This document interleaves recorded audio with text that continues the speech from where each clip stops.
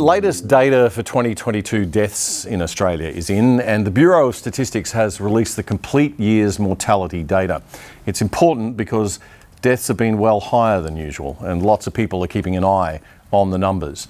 The Bureau says that slightly more than 190,000 people died in 2022, which is just over 25,000 or 15.3% more than the historical average. Now that's more excess death than at any time since World War II. The Bureau says the jump in deaths from COVID in 2022 was significantly above 2020 and 21.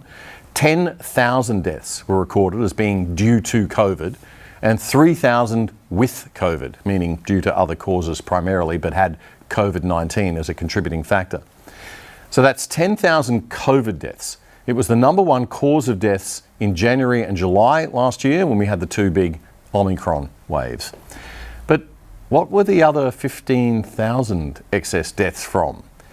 Well, there were about 1,000 more heart disease deaths than usual, and there was a jump in deaths from chronic heart disease. Now, that's the kind of heart disease that isn't a sudden heart attack, but it's the result of a longer running heart condition.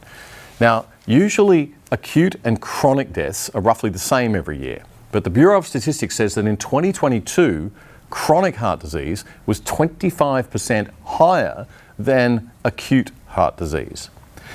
Cancer deaths were up about 2,500 on 2019. We usually have about 50,000 cancer deaths a year, sadly. Dementia was up quite a lot, from around the usual 15,000 to 17,000. The flu, influenza, was down, so it wasn't influenza.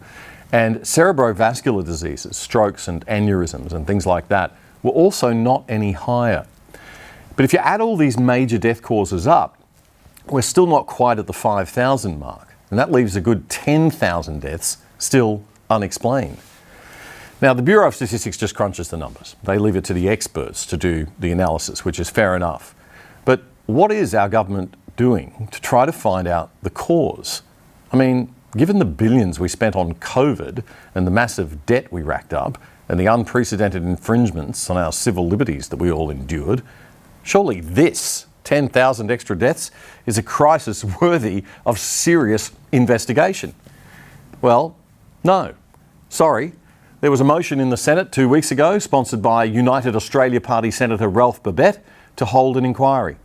The motion was, of course, immediately voted down by crossbench senators because, well, you can't possibly let someone from one of those parties be taken seriously, darling. And the senators on the crossbench are mainly Greens, remember, and they'll reflexively balk at anything suggested by a Conservative or centre-right politician. Queensland Liberal National Party Senator Gerard Rennick spoke in support of the motion, insisting Australians deserve an inquiry. Yeah, we do, but we're not going to get one.